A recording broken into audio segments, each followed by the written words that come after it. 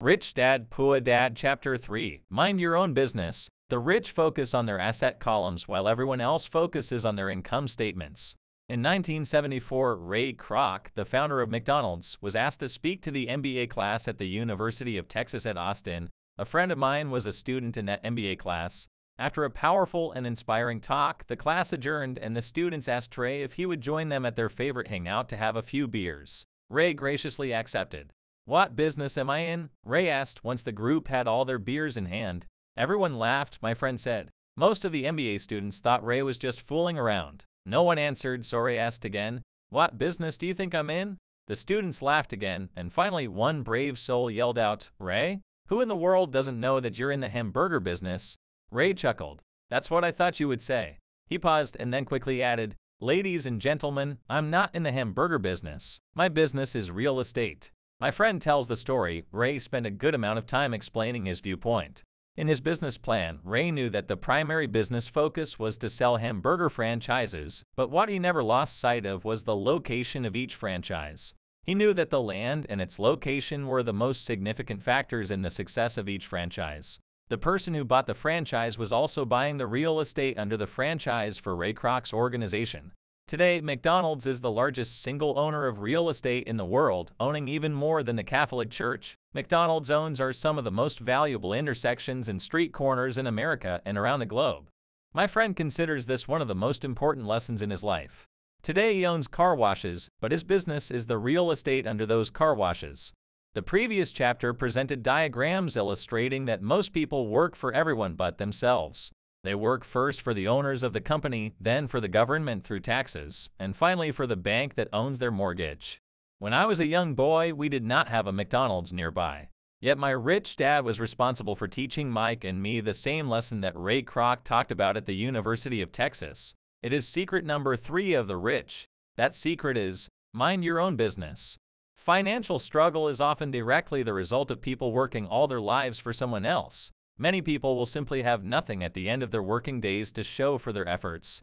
Our current educational system focuses on preparing youth to get good jobs by developing scholastic skills. Their lives will revolve around their wages or, as described earlier, their income column.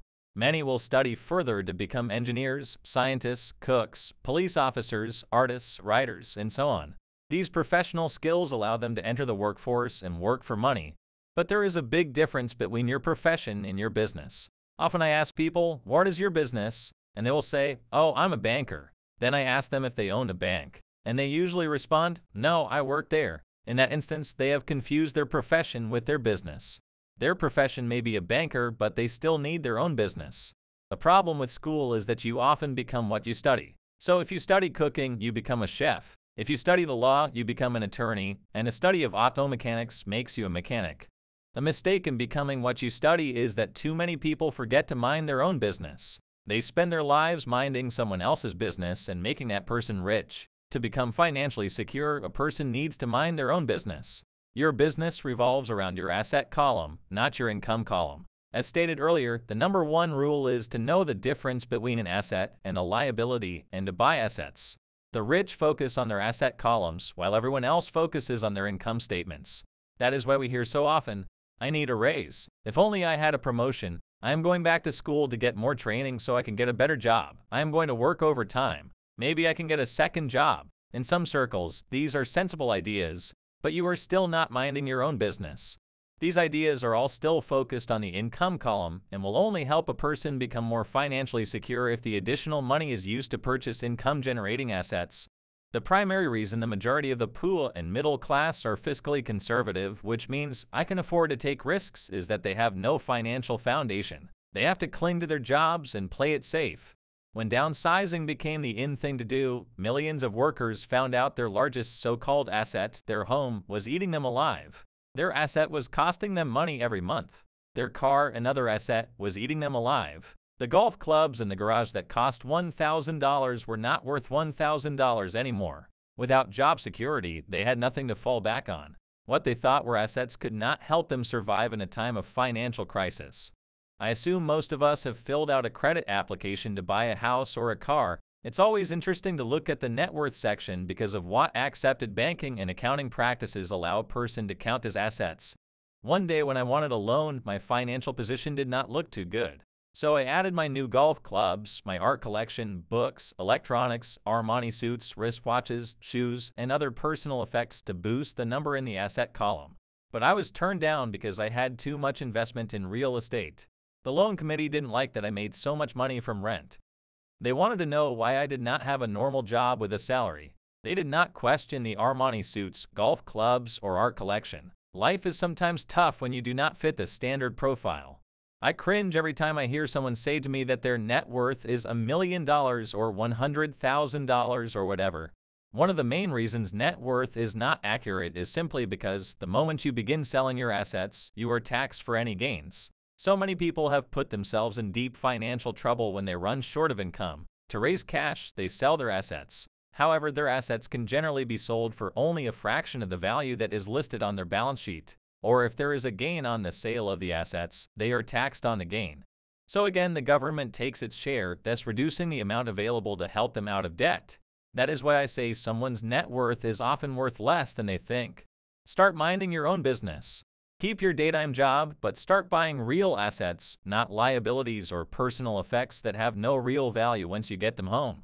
A new car loses nearly 25% of the price you pay for it the moment you drive it off the lot. It is not a true asset even if your banker lets you list it as one. My $400 new titanium driver was worth $150 the moment I teed off. Keep expenses low, reduce liabilities, and diligently build a base of solid assets. For young people who have not yet left home, parents need to teach them the difference between an asset and a liability. Get them to start building a solid asset column before they leave home, get married, buy a house, have kids, and get stuck in a risky financial position, clinging to a job and buying everything on credit. I see so many young couples who get married and trap themselves into a lifestyle that will not let them get out of debt for most of their working years. For many people, just as the last child leaves home, the parents realize they have not adequately prepared for retirement, and they begin to scramble to put some money away. Then their parents become ill, and they find themselves with new responsibilities. So what kind of assets am I suggesting that you or your children acquire? In my world, real assets fall into the following categories. Businesses that do not require my presence, I own them, but they are managed or run by other people. If I have to work there, it's not a business. It has become my job. Stocks, bonds, income-generating real estate notes. IS royalties from intellectual properties such as music, scripts, and patents. Anything else that has value, produces income, or appreciates, and has a ready market. As a young boy, my educated dad encouraged me to find a safe job, but my rich dad encouraged me to begin acquiring assets that I loved. If you don't love it, you won't take care of it. I collect real estate simply because I love buildings and land. I love shopping for them, and I could look at them all day long. When problems arise, the problems aren't so bad that it changes my love for real estate. For people who hate real estate, they shouldn't buy it. I also love stocks of small companies, especially startups, because I am an entrepreneur, not a corporate person. In my early years, I worked in large organizations such as Standard Oil of California, the U.S. Marine Corps, and Xerox Corp. I enjoyed my time with those organizations and have fond memories, but I know deep down I am not a company man. I like starting companies, not running them. So my stock buys are usually of small companies. Sometimes even start the company and take it public. Fortunes are made in new stock issues, and I love the game. Many people are afraid of small cap companies and call them risky, and they are. But that risk is diminished if you love what the investment is, understand it, and know the game. With small companies, my investment strategy is to be out of stock in a year. On the other hand, my real estate strategy is to start small and keep trading up for bigger properties and therefore delay paying taxes on the gain.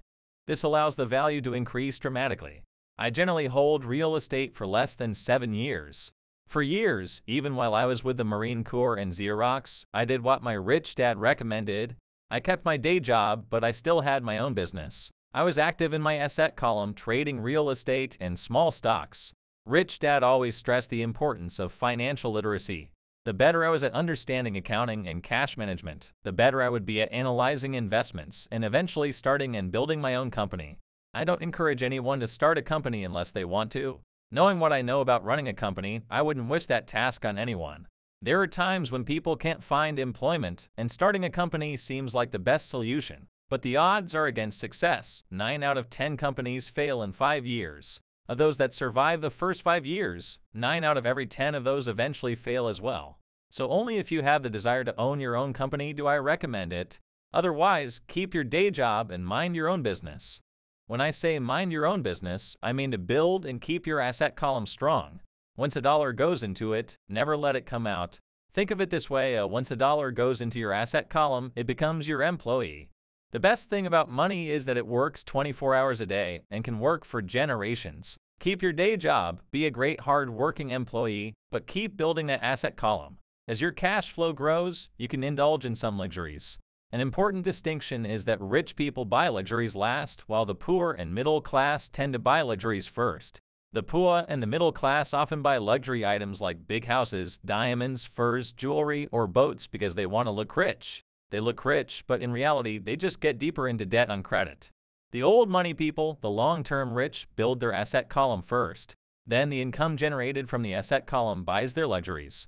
The poor and middle class buy luxuries with their sweat, blood, and children's inheritance. A true luxury is a reward for investing in and developing real assets. For example, when my wife Kim and I had extra money coming from our apartment houses, she went out and bought her Mercedes. It didn't take any extra work or risk on her part because the apartment house bought the car.